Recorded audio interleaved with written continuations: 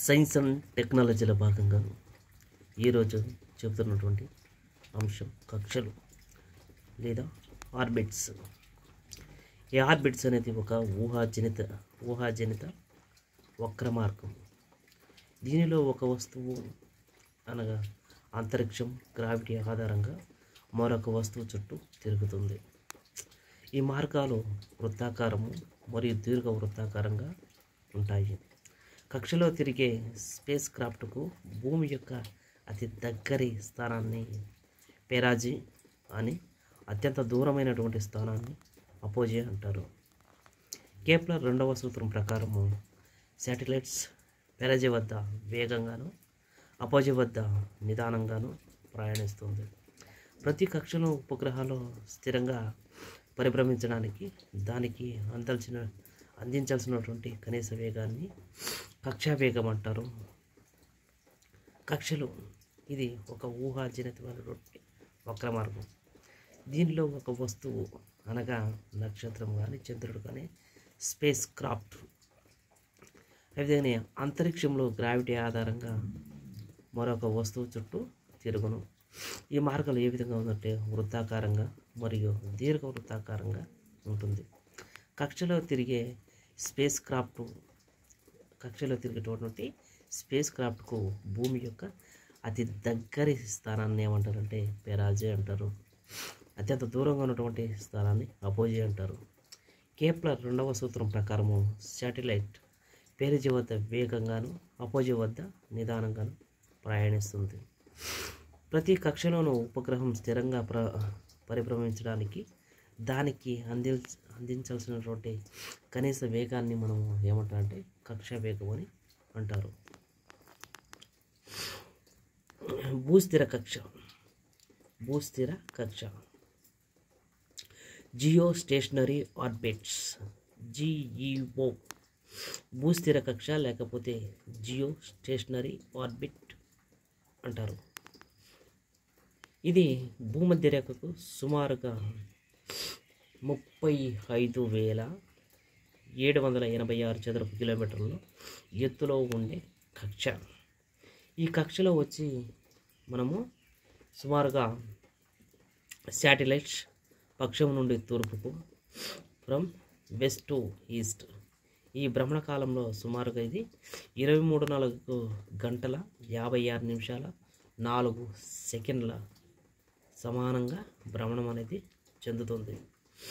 దీని ఫలితంగా GEO అంటే జియో స్టేషనరీ ఆర్బిట్లోని శాటిలైట్ ఒక నిర్దిష్టమైనటువంటి స్థానంలో స్థిరంగా ఉన్నట్లు మనకు కనిపిస్తుంది. భూమి యొక్క భ్రమణ కాలంలో మ్యాచ్ కావాలంటే శాటిలైట్ ప్రతి సెకన్కు సుమారుగా 3 కిలోమీటర్ల వేగాన్ని అది కలిగి ఉండాలి. ఆ విధంగా ఈ కక్షలో ఎక్కువగా టెలికమ్యూనికేషన్స్ శాటిలైట్, వాతావరణ శాటిలైట్ను ప్రవేశపెడతారు. ఆ విధంగానే ఈ శాటిలైట్స్ వచ్చి అధిక ఎత్తులో ప్రవేశపెట్టడం వల్ల భూమి యొక్క అధిక ప్రదేశాన్ని ఇది కవర్ చేస్తుంది. ఆ విధంగానే మరొకసారి రిపీట్ చేసుకుందాం. భూస్థిర కక్ష లేకపోతే జియో స్టేషనరీ ఆర్బిట్స్ అంటారు. వీటి గురించి చెప్పుకుందాం. ఇది భూమధ్య రేఖకు సుమారుగా 35,786 చదరపు కిలోమీటర్లు ఉన్నటువంటి ఉండే కక్ష. ఈ కక్ష శాటిలైట్స్ పక్షం నుండి తూర్పుకు అనగా ఫ్రమ్ వెస్ట్ టు ఈస్ట్ ఈ భ్రమణ కాలంలో సుమారుగా 23 గంటల 56 నిమిషాల 4 సెకండ్లకు సమానంగా భ్రమణం అనేది చెందుతుంది. దీని ఫలితంగా GEOలోనండి జియో అంటే జియో స్టేషనరీ ఆర్బిట్స్ దీనిలోని శాటిలైట్ ఒక నిర్దిష్టమైనటువంటి స్థానంలో స్థిరంగా ఉన్నట్లు మనకి కనిపిస్తుంది. భూమి యొక్క భ్రమణ కాలంలో మ్యాచ్ కావాలంటే శాటిలైట్ ప్రతి సెకండ్కి అది 3 కిలోమీటర్ల వేగంతో ప్రయాణం చేయాలి. ఈ కక్షలో ఎక్కువగా టెలికమ్యూనికేషన్స్ శాటిలైట్, వాతావరణానికి సంబంధించినటువంటి శాటిలైట్ను ప్రవేశపెడతారు. ఈ శాటిలైట్ అత్యధిక ఎత్తులో ప్రవేశపెట్టడం వల్ల భూమి యొక్క అధిక ప్రదేశాన్ని ఇది కవర్ చేస్తుంది. తర్వాత జీ లో ఎర్త్ ఆర్బిట్. లో ఎర్త్ ఆర్బిట్ గురించి చెప్పుకుందాం. ఈ లో ఎర్త్ ఆర్బిట్ గురించి ఇది భూమి ఉపరితలం నుండి సుమారుగా 160 నుండి 1000 చదరపు కిలోమీటర్ల ఎత్తులో ఉంటుంది. భూమి ఉపరితలం నుండి 160 నుంచి 1000 కిలోమీటర్ల చదరపు కిలోమీటర్ల ఎత్తులో ఉంటుంది. అనగా మిగతా కక్షలతో పోలిస్తే ఇది చాలా తక్కువ ఎత్తును కలిగి ఉంటుంది. భూ ఉపరితలానికి తక్కువ ఎత్తు కలిగి ఉండటం వల్ల వీటిలో వచ్చి హై రిజల్యూషన్తో చిత్రాలను స్వీకరించి రిమోట్ సెన్సింగ్ ఉపగ్రహాలను ప్రవేశపెడతారు. ఆస్ట్రోనాట్స్ రవాణాకు ఉద్దేశించిన ISSO కూడా LEOలో ప్రవేశపెట్టడం అనేది ఇది భూమి ఉపరితలం నుండి సుమారుగా 160 నుంచి 1000 చదరపు కిలోమీటర్ల ఎత్తులో ఉంటుంది. మిగతా కక్షలతో పోలిస్తే ఇది తక్కువ ఎత్తును కలిగి ఉండడం వల్ల భూమి ఉపరితలానికి తక్కువ ఎత్తు ఉండడం వల్ల హై రిజల్యూషన్తో చిత్రాలను స్వీకరించి రిమోట్ సెన్సింగ్ ఉపగ్రహాలను ప్రవేశపెడతారు. వీటిలో వచ్చి ఆస్ట్రోనాట్స్ రవాణాకు ఉద్దేశించినటువంటి ISSO కూడా LEOలో ప్రవేశపెడతారు. అంటే ఆస్ట్రోనాట్ వెళ్ళడానికి ఉద్దేశించినటువంటి ISSOను కూడా ఈ LEOలో ప్రవేశపెడతారు. ఈ LEO అంటే లో ఎర్త్ ఆర్బిటల్లో ప్రవేశపెట్టడం అనేది జరుగుతుంది. ఇవి GEOలోని శాటిలైట్స్ మాదిరిగానే ఎల్లప్పుడూ ఒక నిర్దిష్ట మార్గంలో సంచరించకుండా అప్పుడప్పుడు కొంత వంపును కలిగి ఉంటుంది. కావున LEOలో శాటిలైట్స్కి ఎక్కువగా రూట్స్ ఉన్నట్లు అర్థం చేసుకోవచ్చు. ఫలితంగా ఈ కక్షలో అత్యంత ఎక్కువగా వినియోగిస్తారు.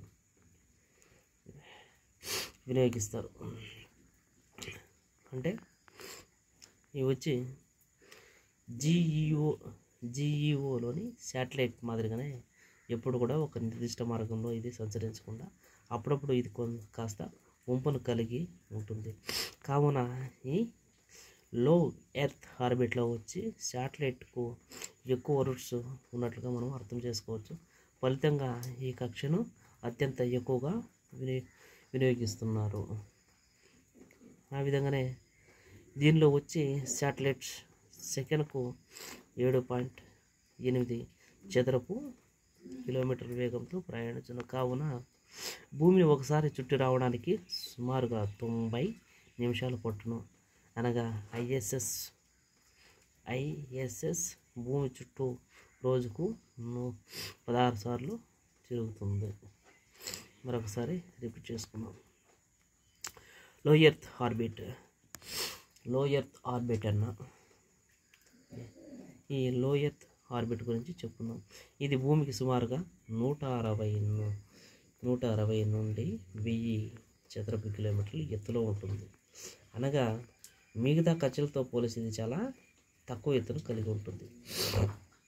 భూమి ఉపరితలానికి తక్కువ ఎత్తు కలిగి ఉండటం వల్ల హై రిజల్యూషన్తో చిత్రాలను సేకరించే రిమోట్ సెన్సింగ్ ఉపగ్రహాలను వీటిలో ప్రవేశపెడతారు. ఆస్ట్రోనాట్ వెళ్ళడానికి ఉద్దేశించినటువంటి ISSను కూడా ఈ లో ఎర్త్ ఆర్బిట్లో ప్రవేశపెట్టడం అనేది జరుగుతుంది. ఇవి GEOలోని శాటిలైట్ మాదిరిగానే ఎప్పుడు కూడా ఒక నిర్దిష్ట మార్గంలో సంచరించకుండా అప్పుడప్పుడు కొంత వంపును కూడా ఇది కలిగి ఉంటుంది. కావున LEOలోని శాటిలైట్స్కి ఎక్కువ రూట్స్ ఉన్నట్లు మనము అర్థం చేసుకోవచ్చు. ఫలితంగా ఈ కక్షను అత్యంత ఎక్కువగా మనం ఉపయోగిస్తున్నాము. దీనిలోని శాటిలైట్ సెకండ్కు 7.8 చదరపు కిలోమీటర్ల వేగంతో ప్రయాణించును. కావున భూమిని ఒకసారి చుట్టూ రావడానికి 90 నిమిషాలు పట్టును. ఆ విధంగానే ఐఎస్ఎస్ భూమి చుట్టూ రోజుకు 16 సార్లు తిరుగుతుంది. మరొకసారి చెప్పుకుందాం.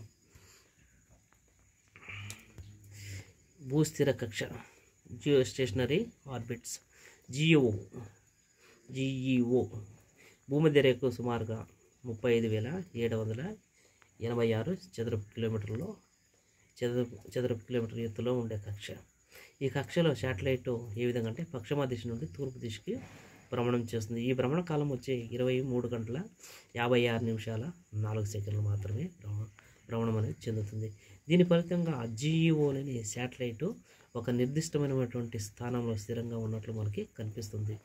భూమి యొక్క భ్రమణ కాలంలో మ్యాచ్ కావాలంటే శాటిలైట్ ప్రతి సెకండ్కి 3 సెకండ్ల వేగంతో అది భ్రమణం చేయాలి. ఆ విధంగానే ఈ కక్షలో వచ్చి ఎక్కువగా టెలికమ్యూనికేషన్స్ సంబంధించినటువంటి శాటిలైట్, ఆ విధంగానే వాతావరణానికి సంబంధించినటువంటి శాటిలైట్ను ప్రవేశపెడతారు. ఈ శాటిలైట్ అధిక ఎత్తులో ఉండటం వలన భూమి ఎక్కువ ప్రాంతాన్ని ఇది కవర్ చేయడం అనేది జరుగుతుంది. తర్వాత లో ఎర్త్ ఆర్బిట్ గురించి చెప్పుకుందాం. ఆ విధంగానే ఇది భూమి ఉపరితలం నుండి సుమారుగా 160 నుంచి ఆ విధంగానే 1000 చదరపు కిలోమీటర్ల ఎత్తులో ఉంటుంది. అనగా మిగతా కక్షలతో పోలిసి ఇది తక్కువ ఎత్తును కలిగి ఉంటుంది. భూమి ఉపరితలానికి తక్కువ ఎత్తు కలిగి ఉండటం వల్ల హై రిజల్యూషన్తో చిత్రాలను స్వీకరించి రిమోట్ సెన్సింగ్ ఉపగ్రహాలను కూడా వీటిలో ప్రవేశపెడతారు. ఆస్ట్రోనాట్స్ వీళ్ళు వెళ్ళడానికి ఐఎస్ఎస్ను కూడా దీంతో ఎల్ఈలో లో ఎర్త్ ఆర్బిటర్లో ప్రవేశపెడతారు. ఆ విధంగానే ఈ జిఈఓలోని శాటిలైట్ మాదిరిగానే ఇది ఎల్లప్పుడూ కూడా ఒక నిర్దిష్ట మార్గంలో ఇది సంచరించకుండా అప్పుడప్పుడు కాస్త ఊపును కూడా కలిగి ఉంటుంది. కావున ఈ ఎల్ఈఓలోని శాటిలైట్కు ఎక్కువ ఎక్కువ దారులు ఉన్నట్లు మనం తెలుసుకోవచ్చు. ఈ ఫలితంగా ఈ కక్షను అత్యంత అంటే ఎక్కువ మంది వీటిని వినియోగిస్తున్నారు. ఆ విధంగానే దీంట్లోని శాటిలైట్ సెకండ్కి 7.8 వేగంతో ఇది 2.8 కిలోమీటర్ వేగంతోనే ఇది ప్రయాణించును. కావున భూమిని ఒకసారి చుట్టి రావడానికి ఇది 90 నిమిషాలు పట్టును. అనగా ఐఎస్ఎస్ అనేది భూమిని చుట్టుటకు రోజు ఐఎస్ఎస్ భూమి చుట్టూ రోజుకు 16 సార్లు తిరుగుతుంది. అంటే ఐఎస్ఎస్ అనేది ఐఎస్ఎస్ భూమి చుట్టూ రోజుకు 16 సార్లు అనేది తిరుగుతుంది.